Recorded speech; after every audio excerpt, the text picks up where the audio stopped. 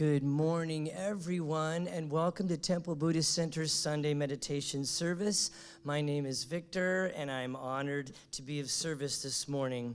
We hope that our service this morning finds each and every one of you happy and healthy, but please know that if you are struggling in any way, we hope the Temple Buddhist Center can be a source of strength.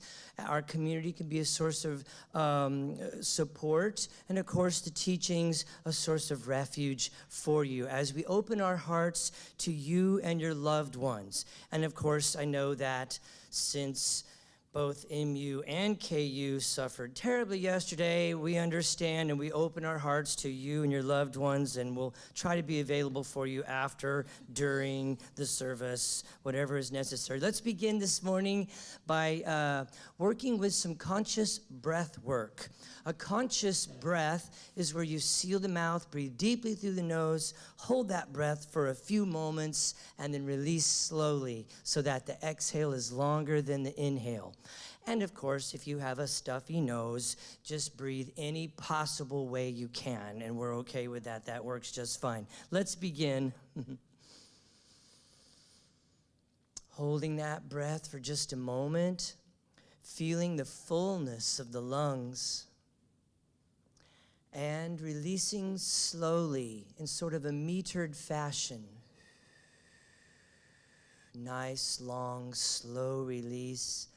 And as you do so, check in with the body, settling in, remembering to release any tension in your forehead, unfurrow the eyebrows, the shoulders drop, the jaw is easy, and the belly softens and releases.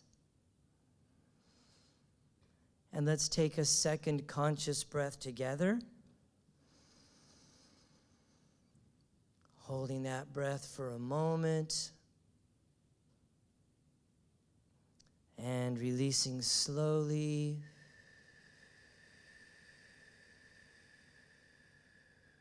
Good. And on this second release of the breath, giving yourself full and complete permission to unplug from the events of the week, to unplug from that energy that's required for going and doing, striving, efforting. And take time in sacred Sangha to simply cultivate the energy of being. Cultivating that energy that requires nothing of us is a constant and boundless, endless source of vitality and essence. And a third conscious breath together.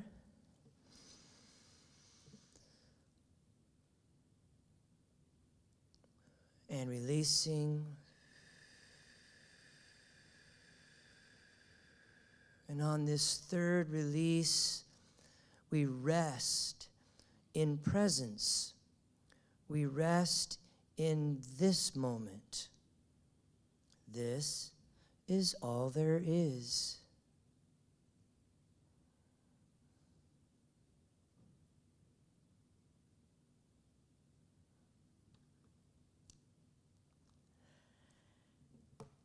So here at Temple Buddhist Center, we like to begin our services with a little bit of chanting.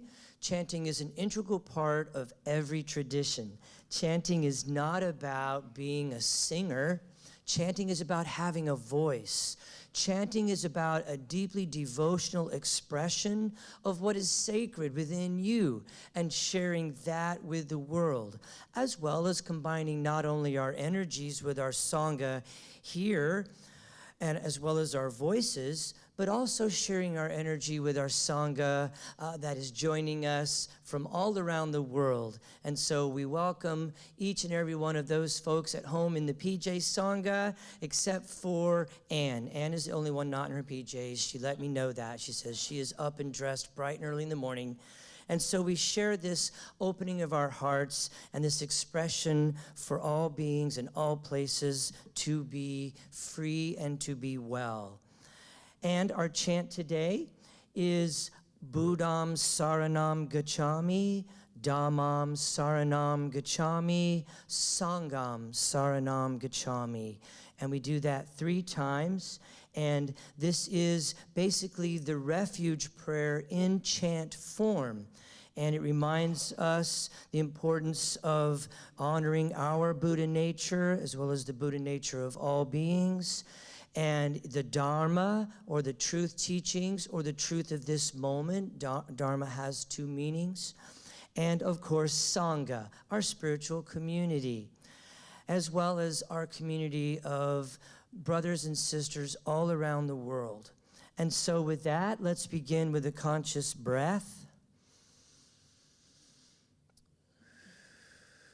Checking once more to make sure that the body is gentle and easy. And let's begin. Buddham Saranam Gacchami, Dhammam Saranam Gacchami, Sangham Saranam Gacchami, Buddham Saranam Gacchami, Dhammam saranam gacchami. Sangham saranam gacchami. Buddham saranam gacchami. Dhammam saranam gacchami. Sangham saranam gacchami.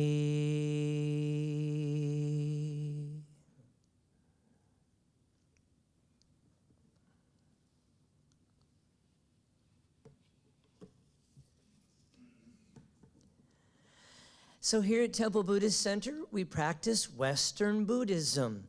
Western Buddhism is a blend of Eastern philosophy and Western psychology.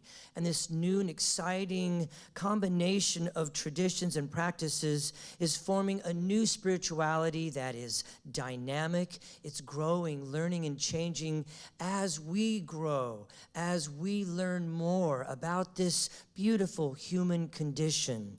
It is active, it is dynamic, and it is inclusive. And it focuses on core Buddhist insights as well as mindfulness, meditation, and their practical applications in our daily lives. Our goal here is not to get everyone to agree on a specific lineage or a sect of Buddhism, but rather it is on a shared experience of mindfulness, oneness, and love. Whether we are chanting together, sharing from the heart, or spending time in noble silence, we respect that you will participate at a level that is comfortable for you. We take refuge in the three jewels and acknowledge these core values as expressions of the awakened mind: the Buddha, the Dharma, and the Sangha. We value awareness of our Buddha nature, as well as the Buddha nature of all beings, bringing a fresh and a new perspective to each and every encounter. The second jewel is the Dharma, the truth teachings that release us from fear and delusion and help us to realize the true nature of who we are. And finally, our Sangha, our spiritual community, where an essential part of growth, where we come together to practice the teachings and to help each other along every step of the path. And so at this time, let's go ahead and silence any cell phones or electronic devices, anything that might interfere with a time of meditation and contemplation. We will begin with the prayer of refuge, which we will recite 3 times for the 3 jewels. Let's begin with a conscious breath. Making sure the body is gentle and easy. And let's begin. In Buddha, Dharma, and Sangha, we go for refuge until fully awakened through the power of generosity, ethics, patience, enthusiastic effort, concentration, and wisdom. For the sake of all beings, may we realize and demonstrate our innate goodness. In Buddha, Dharma, and Sangha, we go for refuge until fully awakened through the power of generosity, ethics, patience, enthusiastic effort, concentration, and wisdom.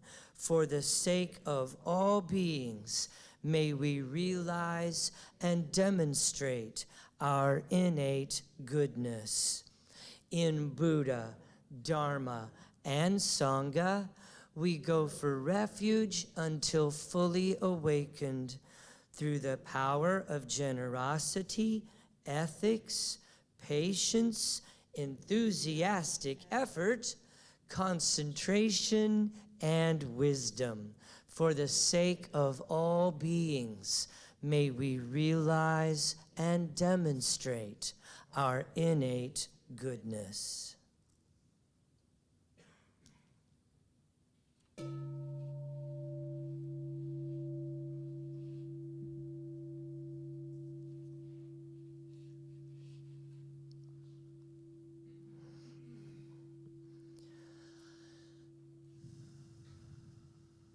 And so, as we prepare now for a time in meditation, if you have an extensive practice, then we invite you to practice in a way that is fitting for you this morning.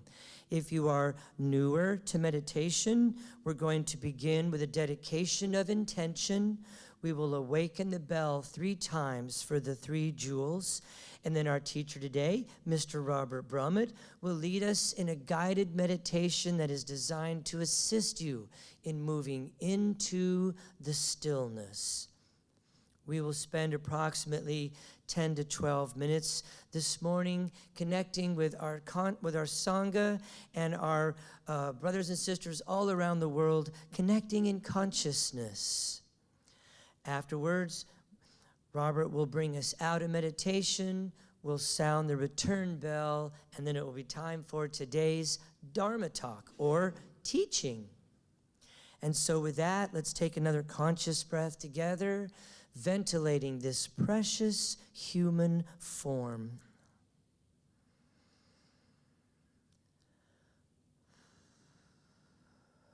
Body, speech, and mind, in perfect oneness, I send my heart along with the sound of the bell. May the hearers awaken from forgetfulness, transcend the path of anxiety and sorrow, and realize the true nature of who they are.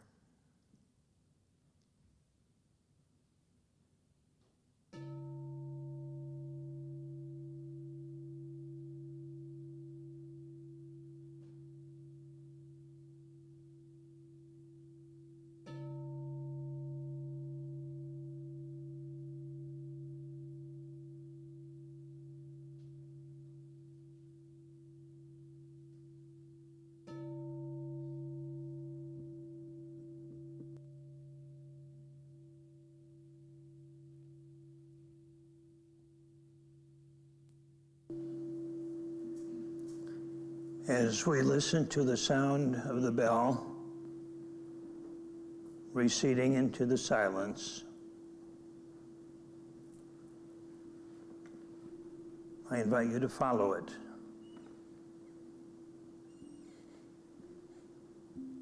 Follow the sound into the silence from which it came.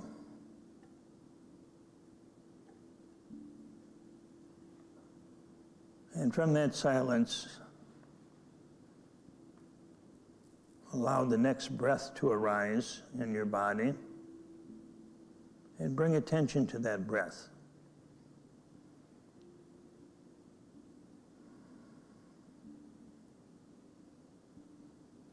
Feeling each in-breath and each out-breath.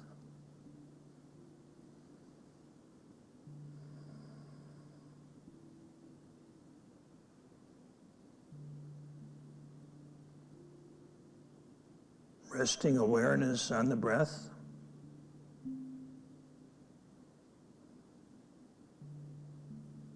Feeling the breath in the body.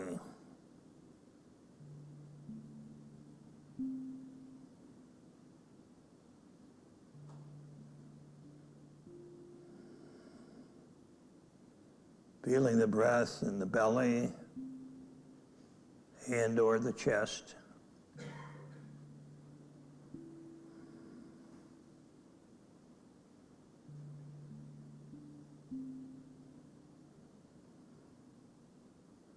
Become aware of the rhythm of the breath.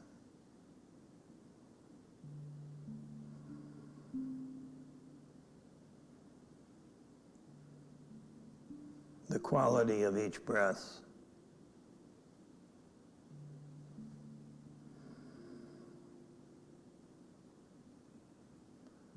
If the attention wanders, as soon as you become aware of that, just bring the attention back to the breath. Every time we come back to the breath, we strengthen the power of concentration.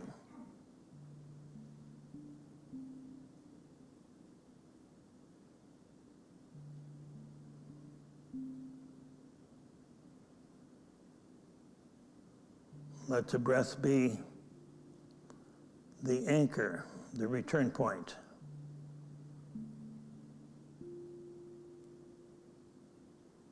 Wherever the mind is, wherever our thoughts may be, whatever we're hearing or feeling in the body, just notice that.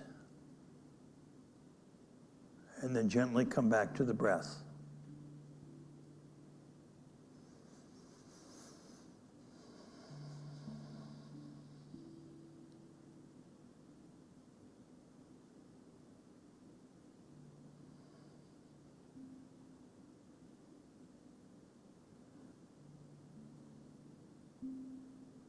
Bringing intention, persistence,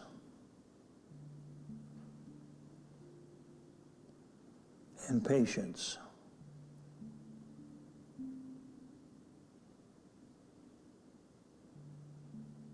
Never any judgment. We're not grading ourselves. We're simply being with the breath or not. And if not, then I invite you to come back to the breath.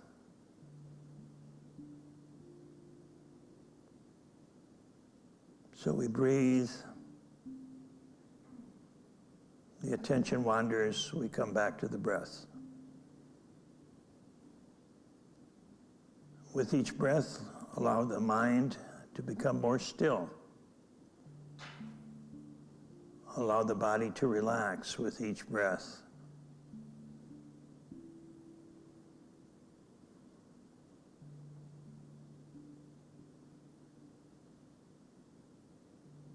Fully present. This breath, this moment, that's all there is. Right here, right now.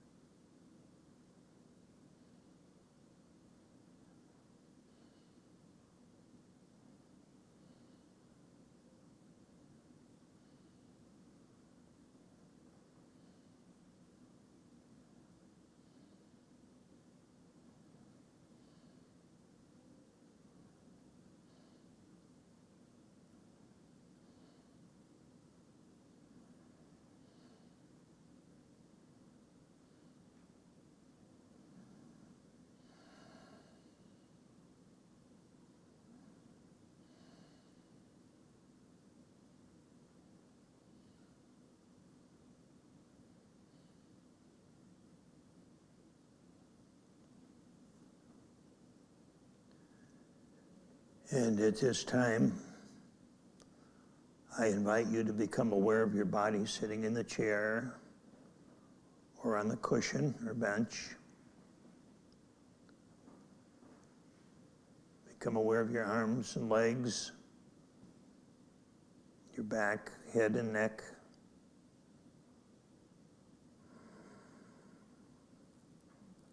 Feeling your feet on the floor if you're in a chair. Opening the awareness to hearing. Taking in the sounds around. And in a moment, I'll have you open your eyes and invite you to continue the practice with your eyes open. And I also invite you to take the practice into your life as much as you can, so it doesn't end. It only changes form.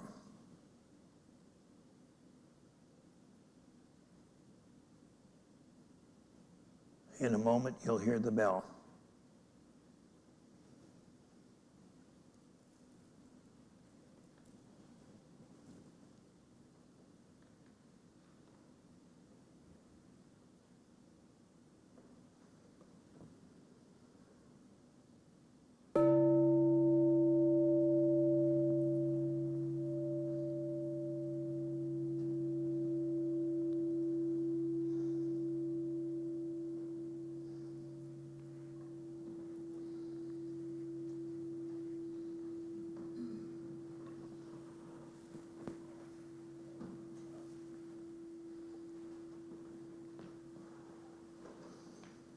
Thank you, Victor.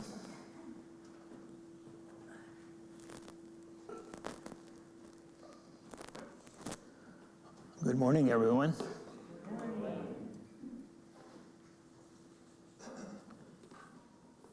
Nice and brisk. Wakes us up. Well, that's what we're here for, right? Wake up.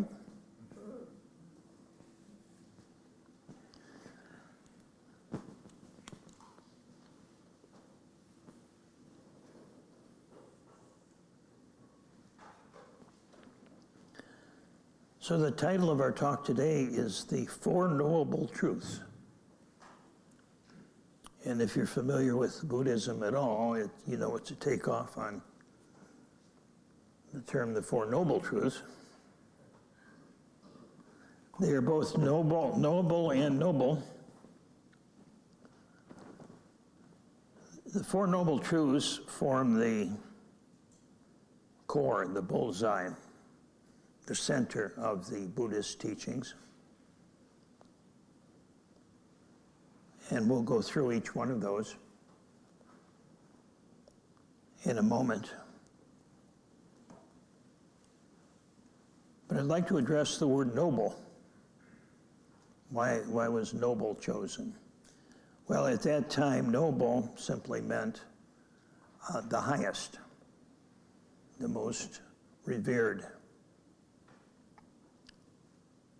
Noble implies royalty, specialness. Noble also in chemistry, which was not around in its current form at the time of the Buddha, but a noble metal like gold, silver, is a metal that does not combine readily with other metals. So it's pure. Noble truths mean the pure truths, the highest truths. That's the interpretation of noble. How about knowable? Well, I believe that in order to really understand the Four Noble Truths and to really make them a part of our life, which is really the essence, the bottom line of the Buddhist practice and of what we do here, TBC. One way I found to really understand something is to sort of put it in my own words.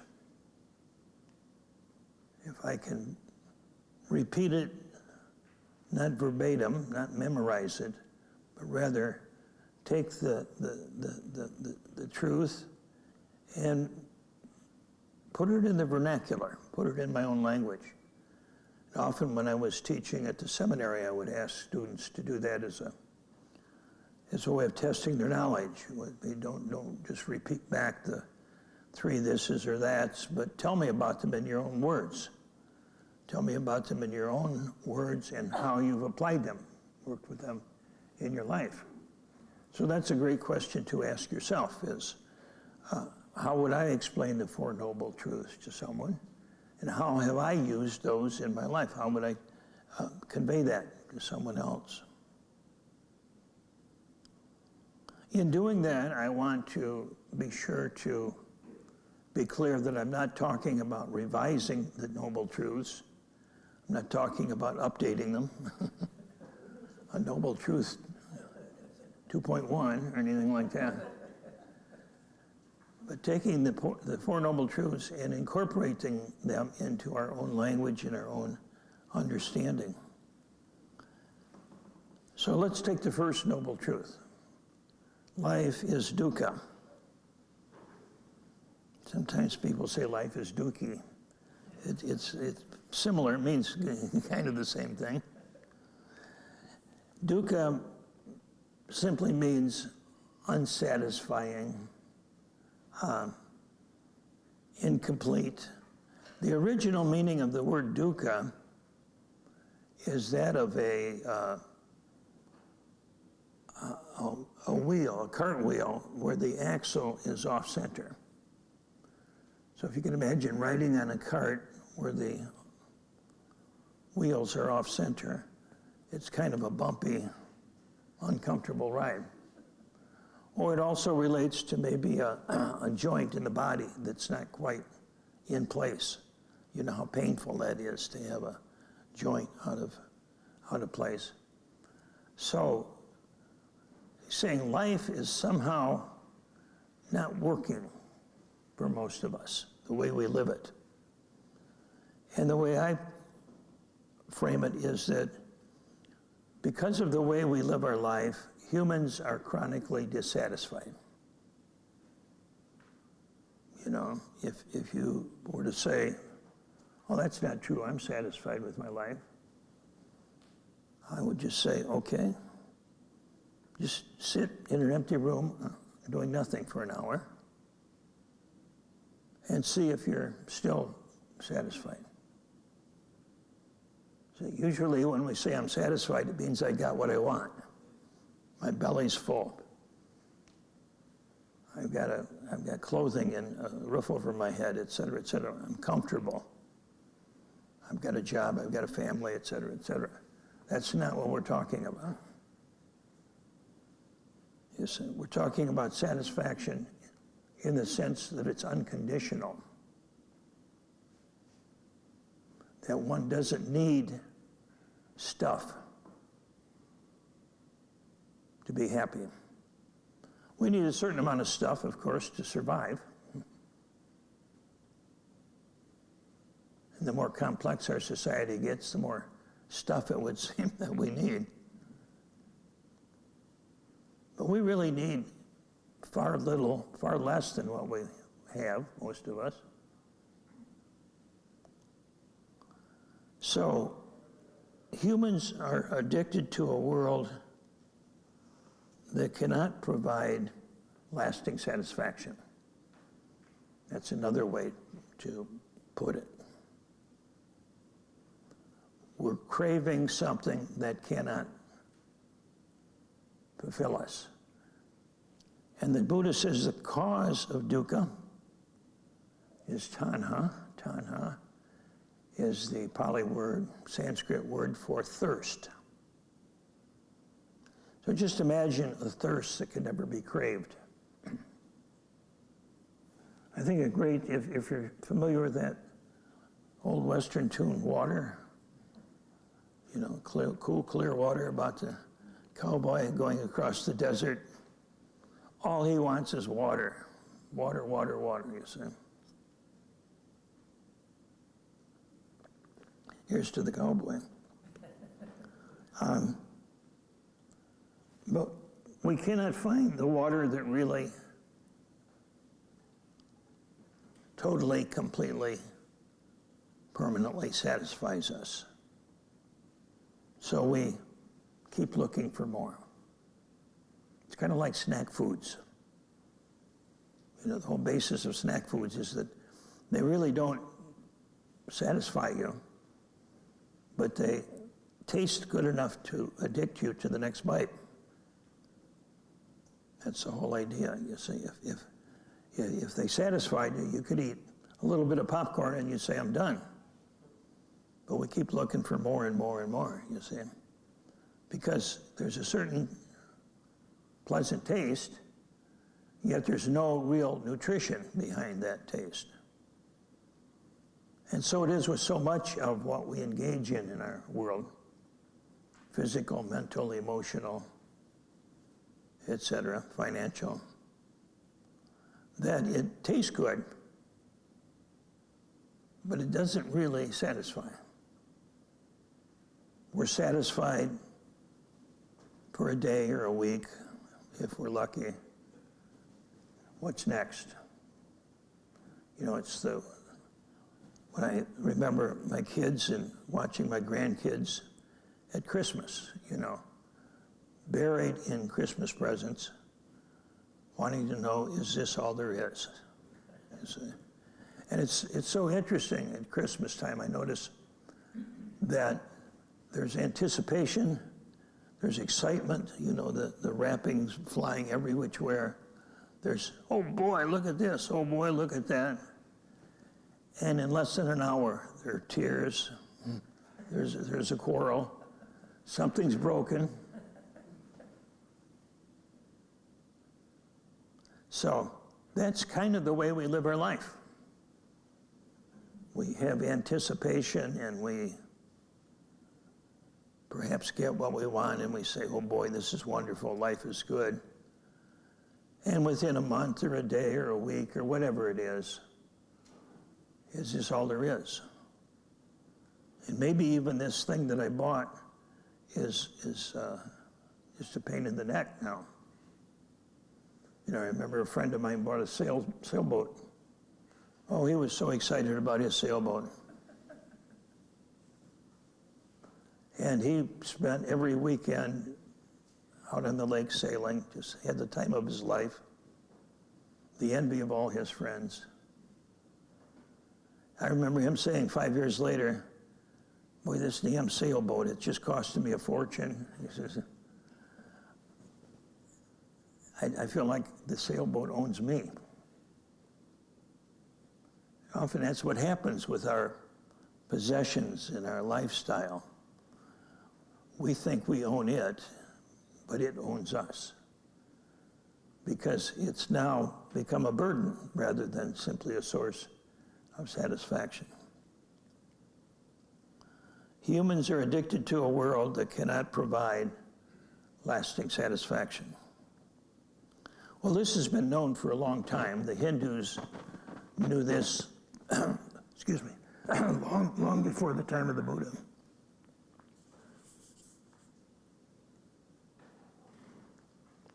I have a little dukkha in my throat. Yeah. Long before the time of the Buddha, that Maya, the world, was illusory. But at that time, the practice seemed to be more around, let's overcome the world. And much of the practice was a very ascetic practice, one where you denied the body for a long period of time. And that's a practice the Buddha engaged in for several years. And he could sit motionless for hours, the hot Indian sun, without moving, without flinching. He could go days, weeks without eating. He would survive on 1 grain of rice a day. it was said.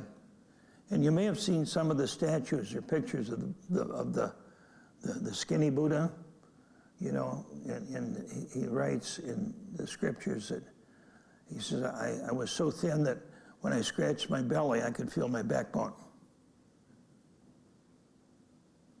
So, like so many of the folks at his time, he tried to discipline the body. It was believed if you discipline the body, kind of like if you beat a horse enough, it's going to obey you. But he discovered that every time that he stopped his ascetic practice, his ego was right there just as much as it was before. All he was doing was getting rid of it temporarily.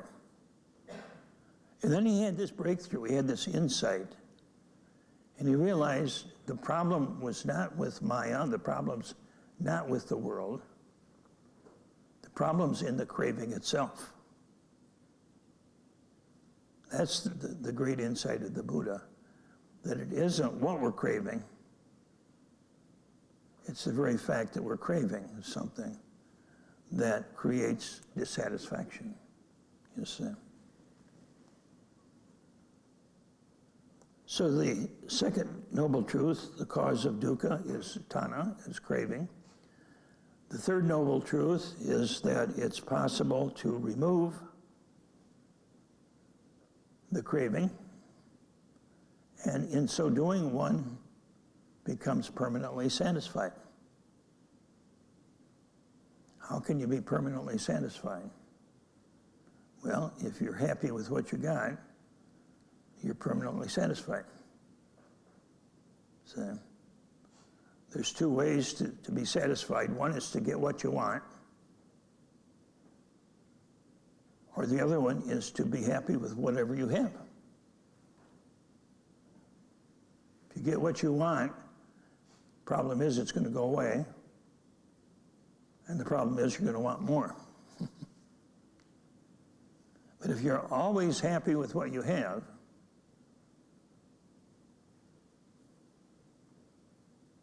then you're satisfied. Now that doesn't mean that it's not okay to buy something, or buy a new car, or buy some clothes. The point is, those things don't have anything to do with your satisfaction or your happiness. That's the key. So when we attach the person, place, or thing to our happiness, that we set ourselves up for suffering. So wanting things is not problematic unless we feel that those things we're getting are going to make us happier and more satisfied. So wanting food for the body, wanting gasoline for your car, wanting money to pay the rent, that's not problematic unless you think that that's what's going to make you happy. When I was a teenager, as long as I had enough gas money, that's all I needed to make me happy, you see. But unfortunately, I outgrew my adolescence, as we all do. But our culture is still pretty much adolescent, isn't it? Our culture wants you to believe that you need more. Satisfy that craving. In fact, it will exacerbate that craving. If you don't have one now, you will after you listen to this ad. So our economy, our culture is based on this idea of consumption. And again, the consumption itself is not problematic. It's why we're consuming the way we are.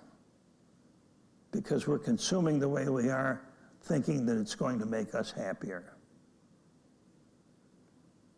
The one with the most toys when he dies wins.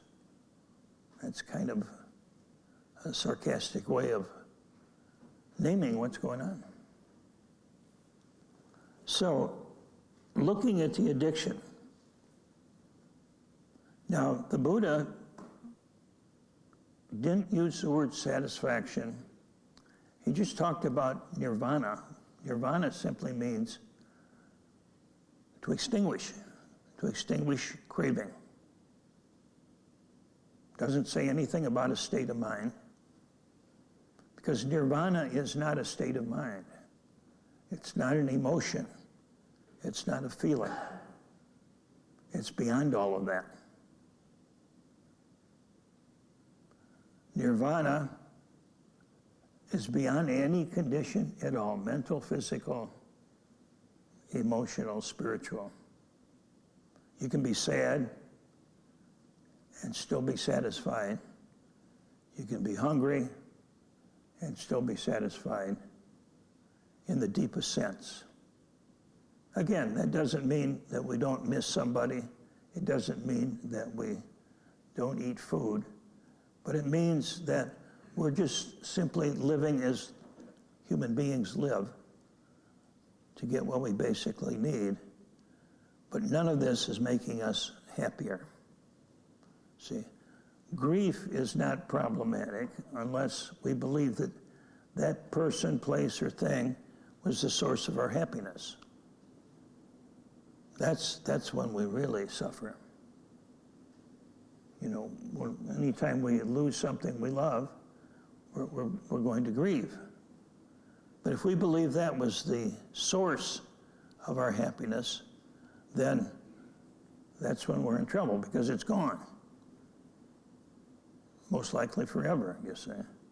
But if we see that that was simply a vehicle for our happiness at that time, was simply a way of living our satisfaction and enjoying our life, that's a very different thing, you see. So again, it's like a couple of weeks ago, somebody smashed into my car. And, you know, I don't know, nuts, paperwork, insurance companies, da-da-da-da-da, you see. That's all there is to it. You know, if I were 16 years old, it'd be the end of the world. Oh no, you know. I am the car. I have been damaged, not just the car.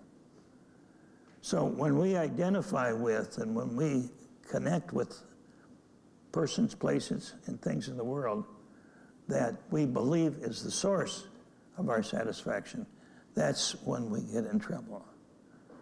But when we connect with people, places, and things as vehicles or reflectors or ways to enjoy our life, that's wonderful.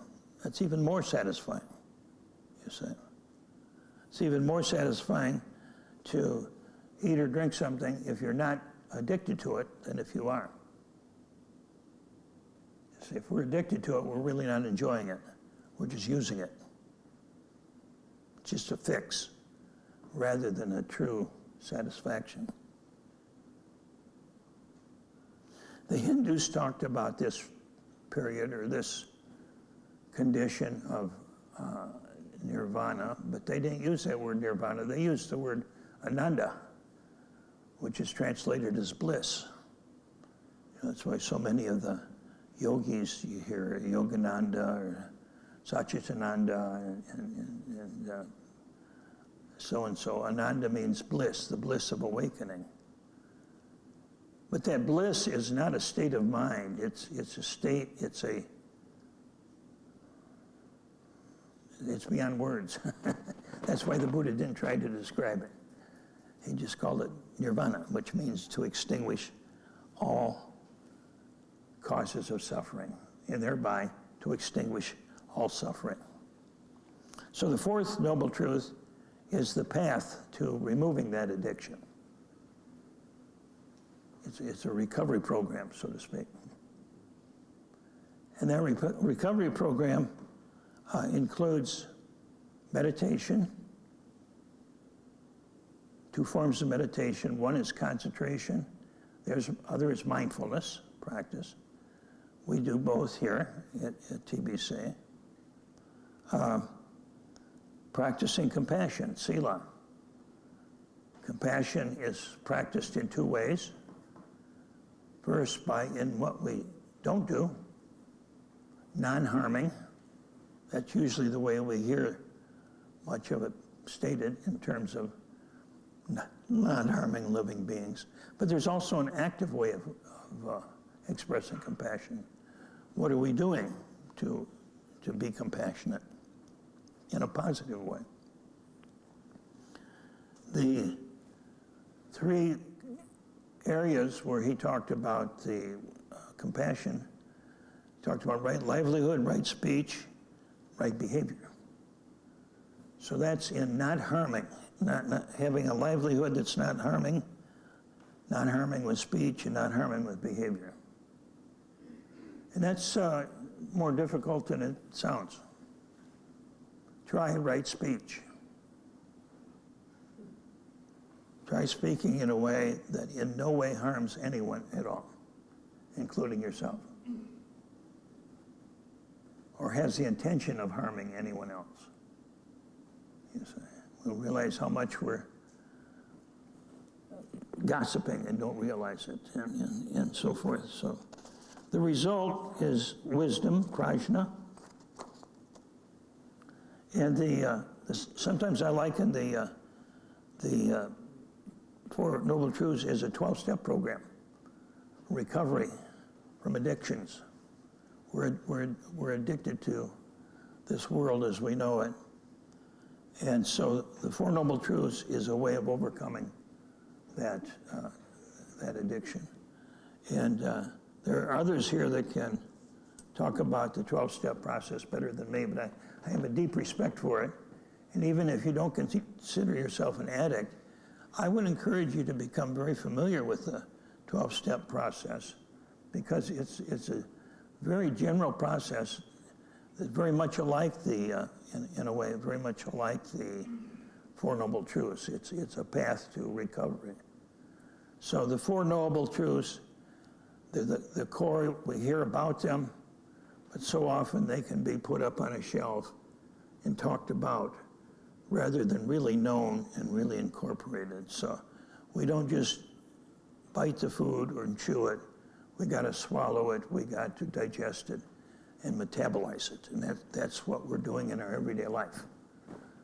We come here, we eat the meal, but in our everyday life, that's when we metabolize it and digest it. So thank you for your practice, and I invite you to, as the Buddha would say, strive on with diligence and enjoy at the same time. Thank you.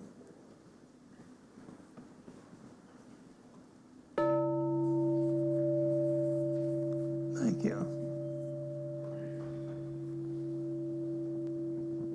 Thank you, Robert. Let's take a moment to just sense or feel the teachings.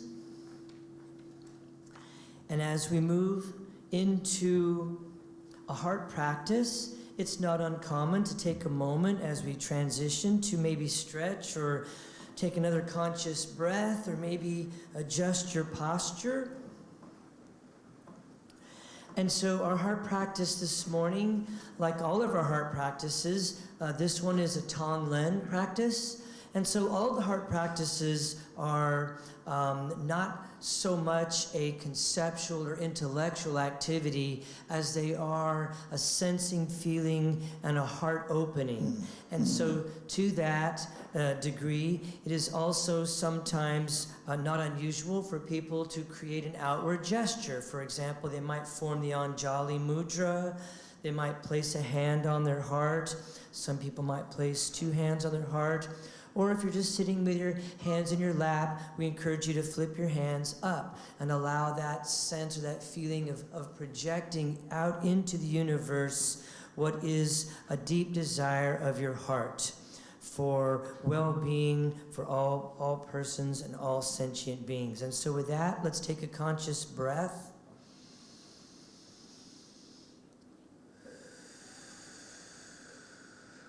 And as you release that breath, checking in with the body, making sure that you are gentle and easy and relaxed.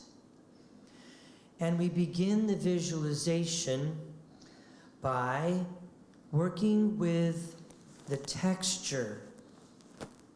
Working with the texture of the feelings. For example, breathing in feelings of heat or feelings of darkness, heaviness, and breathing out feelings of coolness, brightness, or even light, a sense of freshness. So just work with that for a moment in this Tonglen practice, breathing in the textures of heat, darkness, or heaviness, and breathing out a coolness and a light.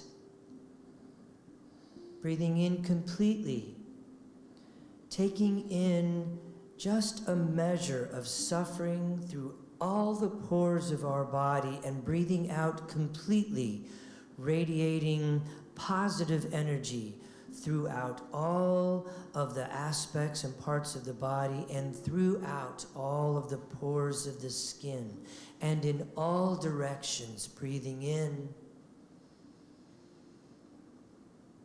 and breathing out through every pore of your body. Continue doing this until your visualization is synchronized with your natural rhythm, your natural flow of breathing.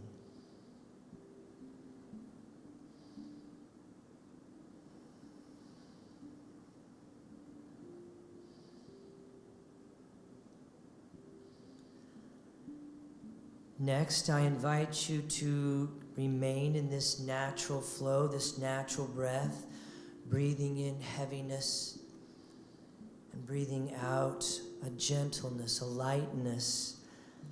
And I invite you to focus on a person right now in your life that you know of that may be struggling. It can be a friend, someone at work, a classmate, perhaps even someone that you saw on the television. It can even be a difficult person in your life. Breathing in any fear, any anger or delusion, and breathing out peace, compassion, clarity. Letting your heart transform any negativity into ease and well-being. And so with every breath, we become this alchemist that is able to breathe in fear and breathe out peace.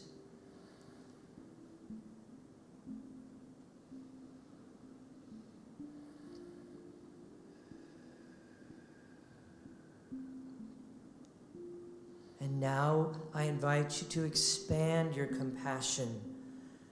Make the taking in and the sending out bigger, extending it out to all those who might be in the same situation as this person that you brought to mind a moment ago. All those beings who may be struggling with fear or hatred or addiction, breathing in their confusion and breathing out peace and ease that surrounds each and every one of them. Those who have hurt you or have hurt others, we can do Tonglen for them as well. Thinking of them as having that same confusion. We breathe in their suffering and breathe out relief, connection, acceptance for exactly who they are. For those who might be cold or hungry, breathing in their suffering and breathing out warmth and ease. Continue doing this as we bring in an aspect of recitation. So I invite you to recite silently to yourself as you continue to breathe in and breathe out, recite silently to yourself these words of Tonglen. Breathing in, I transform negative energy. Breathing out, I share gentleness with the world.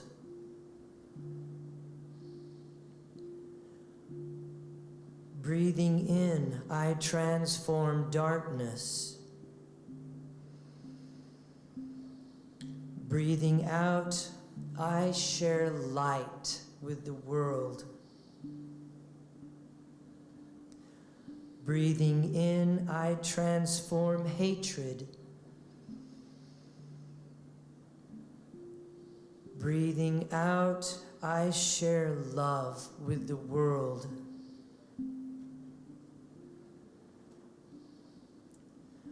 Breathing in, I transform suffering. Breathing out, I share compassion with the world.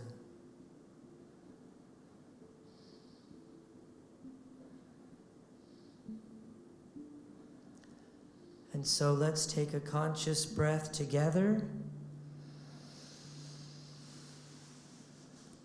And releasing. And as you release, be present in the here, in the now, in this time, and in this place. And in the true spirit of Dana, the Buddhist practice of generosity, Temple Buddhist Center services here are given freely. In the same way, if you choose to give, please give with a generous heart, which means not in return for anything that you have received, but rather so that those who may be seeking refuge may find it here with this Sangha, with these teachers, and with these teachings. The Dana boxes are located at the back of the meditation hall. We take a moment of gratitude for all of our wonderful ambassadors, those folks who have committed to regular monthly electronic giving. Again, it's not about the amount, it's just that the regular monthly giving helps us to set a budget here at Temple Buddhist Center. Also, taking a moment of gratitude for all of our amazing volunteers who help us each and every day. Thank you so much to all those folks who help us provide programming and classes and different opportunities for the Sangha to come together and connect. Thank you so much, Christine, for your beautiful music this morning. Thank you, Mr. Robert Brumet, for your wisdom, your teachings, your generosity, your friendship, your mentorship.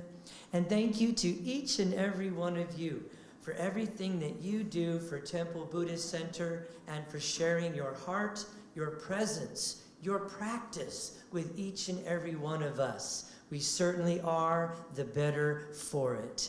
And so as we prepare now to close our time together, we will share in the Bodhicitta dedication.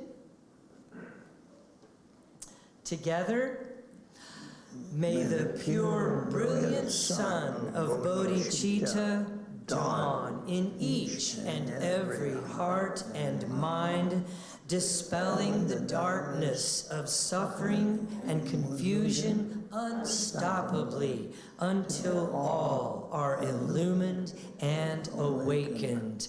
And with the palms of our hands together now in front of our hearts, as we go forth from this place, may we enter each moment in innocence, guided by the wisdom of our hearts. And as we open our hands, open our eyes, shine our light into the world.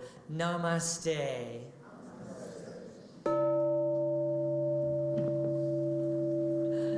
Thank you all so much. Just a couple brief announcements. Our digital diva, Liz, is very excited to share with everybody that our brand new Temple Buddhist Center online merchandising store is officially open. And so we have everything from t-shirts with the little logos, some little things on the back, to, I don't know, cups and mugs and hoodies and tote bags and things like that. And it's kind of like very exciting. So if you get an inkling, stop by our website and just click on the online store. And there's all kinds of fun stuff. There's stickers and things like that. So now we're a real spiritual community. We have koozies. And don't forget, our big Earth Day celebration is coming up. It's actually a week-long a series of events. On April 16th is a tabling event, and I've actually been speaking with a couple of people. We might actually have a panel, an Earth Week panel that day. So it'd be very interesting to see all the wonderful things coming up. And on April 23rd is our tree giveaway. I am looking for some volunteers to help us with the tabling event. So your job is just basically to help all of the vendors and folks who are coming to share with us about sustainability and environmental activism in our community. Just help them get where they're going. So I am looking for some folks to help with that. If you're interested in helping, please write your name on the volunteer sheet out on the counter out front and put next to it Green Team or Earth Week if you want to. Well, that's just those sign-up sheets out front. Also, Robert and I are featuring a 5-day silent meditation retreat in honor of Vesak. Vesak is basically, one way to put it, is sort of like Buddhist Christmas, I guess, is one way to talk about it, but it's a celebration of the birth, the teachings, and the ascension of the Buddha. And so this 5-day silent retreat, you can participate either as a sequestered retreatant, so you're there staying with us at the retreat center for 5 days. You can also commute. You come in the morning, you go home at night, or you can also attend virtually. And our theme is the contemporary contemplative, exploring a new monasticism. And so that's what will be coming up May 16th through the 20th. The registration will open this week for that, and you can see more about it on our website. And happy birthday to my mama today. She turns 83 today. So happy birthday, Mama. She's usually watching at home. We took her out for a salmon patty at Red Lobster yesterday. And again, I will put this up here. I will leave this for you so you can take a picture of just all the wonderful things that are happening at Temple Buddhist Center. And as always, don't forget, our lending library is burgeoning. Thank you so much to Shannon and his family. They've been bringing boxes and boxes of books. So it's very full, lots of new books in there. So please come out and check that out. So again, thank you everybody so much. As you go into your day, I wish you peace, blessings, and I guess all we have left is go K-State, right? Because they're the only one left. Bye now.